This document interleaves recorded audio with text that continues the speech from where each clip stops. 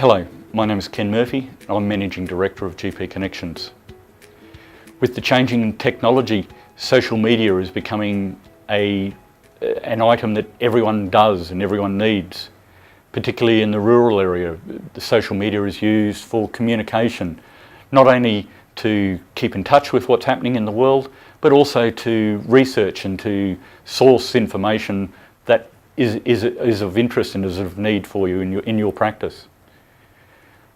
Some of the things, though, you need to be very careful of in social media, and we hear about it all the time, but do we actually give it much thought? If you happen to have a business account and a personal account, be very careful as you're posting an item. Some of the things that you post on your personal account to your friends may not be appropriate if it happens to accidentally get on your business account. One of the very critical things that you need to ask yourself before you do post something is, what happens if the media gets this? What happens if the media does publish this? Is it something that you would be concerned about? If it is, simple answer, don't post it in the first place. It's something that we get so consumed a lot with the social media that we just post it and afterwards we forget about it. That's okay, we can delete it. Wrong. The problem is, no matter what happens, even if you do delete it, it's still there out there in cyberspace. It's there. It will come back and it can haunt you. It is so much easier and better to actually prevent it from happening than trying to correct it. Also beware that bad news travels faster than good news. We all know that. We've all heard that saying. One of the things that you do need to be careful of if you are operating a social media and something happens, address it straight away, address it quickly. If you receive a complaint from a client, make sure that you actually answer their query quickly and efficiently. And if it's appropriate, deal with it offline. Answer them and say, I can appreciate where you're coming from. Here is my number. We will talk about it and make an appointment to come and see me. If you don't deal with it, it's amazing how quickly that it will spread throughout that media. There's a lot of people out there that love spreading those sorts of information. Don't be a victim of it yourself.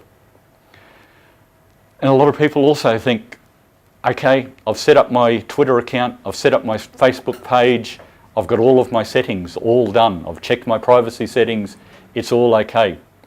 The problem is that their updates are coming through all of the time from all of the social media companies.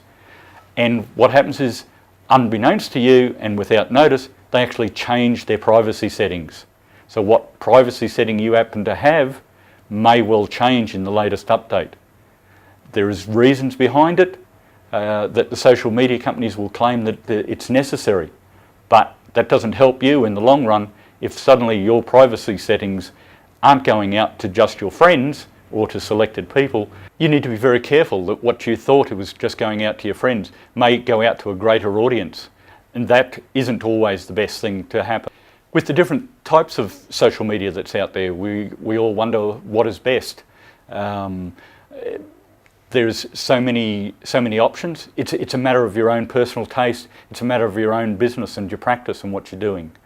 A couple of things that you need to be careful of. If you're operating a Facebook page, remember that you personally are legally responsible for what people post on your page. So if you've got a Facebook page, monitor it. If necessary, delete some posts on it that shouldn't be there, that are vexatious or damning or something like that, because you are the one legally responsible for it. So you need to monitor those things very carefully and address it if there has been some problems. Twitter, in its brevity, with its 140 character limit, is good in that you can actually get information out quickly and concisely, but also be very careful that how people will read what you've written. You abbreviate something, it could be read differently. So look at what you've actually written. See if there is any ambiguous comments in it. See if you've got a full stop in something that actually, or a comma that may make a big difference to the way people may read it. People read things the wrong way. you will have a problem trying to justify it in the long run. Twitter is fast becoming a great medium for broadcasting updates on various conferences and forums. Whilst it will never replace you actually personally attending, they can actually be very good to monitor and follow through the hashtags. Hashtags are an electronic marker on particular subjects, or in cases of forums, they'll use those forums. You can monitor them and follow them through. You can see the updates from participants, from the hosts that are actually very good. You can follow, retweet, and actually keep in touch with what's actually happening. Hashtags are also good for searching on a particular topic or a subject that you're wanting to do.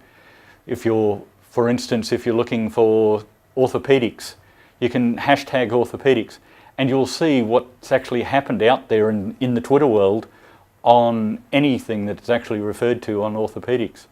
So use the medium, use social media, use Facebook, use LinkedIn, use all of the other mediums that are out there to keep in touch, keep communications, but be very careful with what you're doing because it can be a problem down the track. Thank you.